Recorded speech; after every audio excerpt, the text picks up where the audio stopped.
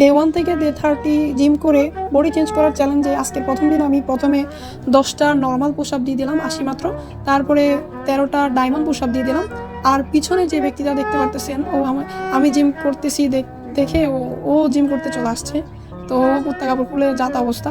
তারপরে diamond push up দেওয়ার পরে আমি দেরি না করে 20টা আবার নর্মাল পুশ আপ টানা দিয়ে দিলাম।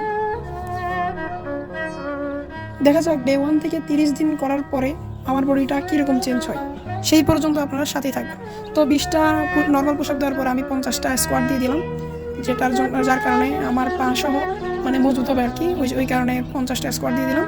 তারপর আর কি ডাম্বল নিয়ে একবার ওই দিক উপর নিচে চেঞ্জ করতে আসি, মানে যাতে হাতটা লোহার মতো শক্ত হয়, যাতে আমার মাসেলসটা বিল্ড হয়। দেখা যাক 30 দিনের মধ্যে আমার শরীরটা কীরকম পরিবর্তন হয়, সেই পর্যন্ত সাথেই থাকবেন। ধন্যবাদ।